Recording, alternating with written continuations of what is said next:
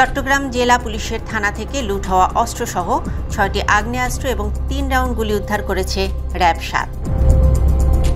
চট্টগ্রাম থেকে তথ্য ও ভিডিও চিত্রে মোহাম্মদ শফিউল আজম রুবেল।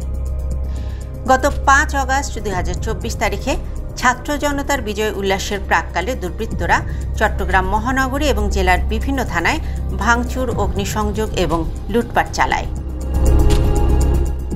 উক্ত লুটপাটের ঘটনায় থানাসমূহ থেকে আগ্নেয়াস্ত্র, গোলাবারুদ এবং বিভিন্ন সরঞ্জামাদি লুট করে নিয়ে যাওয়া হয়।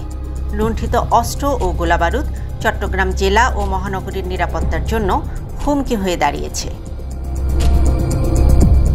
এরই প্রেক্ষিতে র্যাব ৭ চট্টগ্রাম জেলা পুলিশের বিভিন্ন থানা থেকে লুট হওয়া অস্ত্র, গোলাবারুদ এবং সরঞ্জামাদি উদ্ধারের জন্য গোয়েন্দা নজরদারি অব্যাহত রাখে। একই সাথে সচেতন নাগরিকদেরকে লুট হওয়া অস্ত্র ও গোলাবারুদের ব্যাপারে তথ্য দিয়ে সহায়তা করার জন্য আহ্বান জানানো হয়।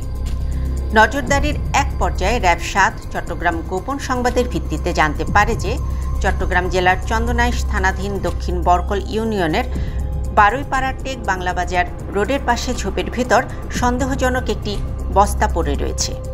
উক্ত তথ্যের ভিত্তিতে র্যাব ৭ চট্টগ্রামের একটি আভিযানিক দল গত ২৯ সেপ্টেম্বর ২০২৪ তারিখে বর্ণিত এলাকায় উপস্থিত হয়ে স্থানীয় অধিবাসীদের সহায়তায় উক্ত বস্তাটি উদ্ধার করে।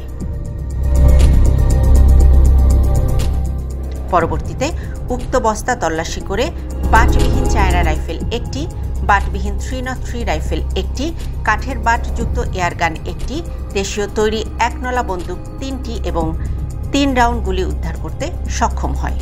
উদ্ধারকৃত অস্ত্র এবং গোলাবারুদ চট্টগ্রাম জেলার চন্দনাইশ থানা পুলিশের নিকট জিডি মূলে হস্তান্তর করা হয়েছে।